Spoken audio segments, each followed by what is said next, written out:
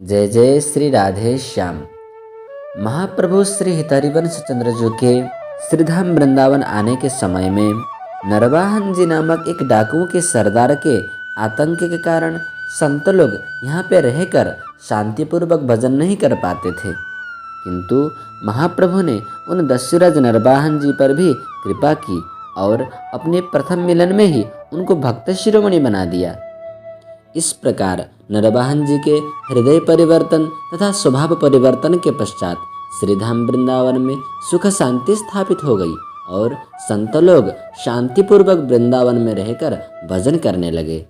नरवाहन जी ने श्रीधाम वृंदावन में श्री राधा वल्लभ जी महाराज के लिए दिव्य एवं भव्य मंदिर का निर्माण कराया और उस मंदिर में विक्रम संवत 1591 कार्तिक शुक्ल त्रयोदशी के दिन महाप्रभु ने धूमधाम से अपने प्रभु श्री राधा वल्लभ जी का पाठोत्सव किया एवं 5 आरती तथा 7 भोग वाली सेवा पद्धति स्थापित की।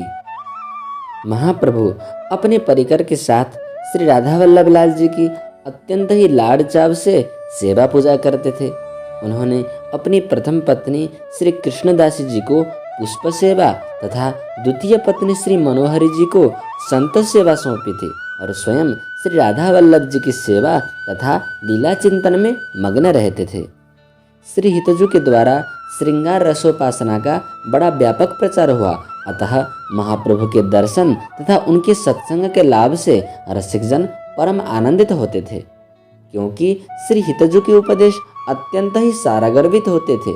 उनके उपदेशों में अर्थ अमित अति आखर थोरे अर्थात शब्दों का प्रयोग बहुत कम होता है, लेकिन उनके अंदर बहुत विशाल अर्थ छिपा रहता है। ऐसी अनुपम योजना महाप्रभु के वचनों में देखने को मिलती है। यथा सबसो हित निष्काममति श्री वृंदावन विश्राम श्री राधा वल्लभ लाल को हृदय ध्यान मुख नाम तनहि राखी सतसंग में मन ही प्रेम रस भेब सुख चाहत हरिवंश हित कृष्ण कल्प तरुषेब निकसी कुंज ठाड़े भये भुजा परस्पर अंश श्री राधा वल्लभ मुख कमल निरखि नयन हरिवंश रसना कटो जो अनरटो निरखि अनफुटो नयन श्रवण फुटो जो अनसुनो बिनु राधा जस वैन।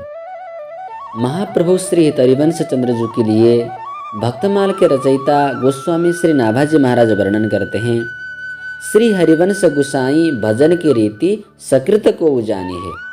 श्री राधा चरण प्रधान हृदय अति सुदृढ़ उपासी कुंज केली दंपति तहाँ की करत खवासी सर्वसु महाप्रसाद प्रसिद्धि ताके अधिकारी विधि निषेध नहीं दास अनन्य उत्कट व्रतधारी व्यास सुबन पथ अनुसरे सोई भले पहचानी है। श्री हरिवंश गोसाई भजन की रीति सकृत को उजानी है।